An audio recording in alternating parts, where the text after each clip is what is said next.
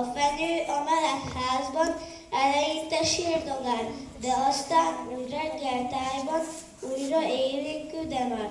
Tűlevele lágyan rezeg, a gyertyák gyullanak, ágain az apró tüzefénye szinte égre kap. Csillognak az aranyágak, az ezüstös csillagok, ragyogásuk szerteállnak, bátor fénnyel fennragyog. Messze a nagy erdőn élt egy kis fenyőfa, nem volt szép virága, nem volt sűrű lombja.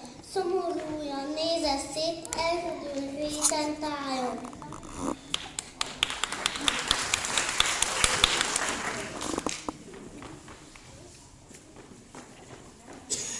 Nem leszek szép soha, nem lát meg senki sem. Óha szép lehetnék, de gyönyörű álom. Elmúlt a nyár, az ősz, elérkezett a tél, hópelyhekkel játszott a fagyos téli szél, a kicsi fenyőfának a szívét a bánat rá.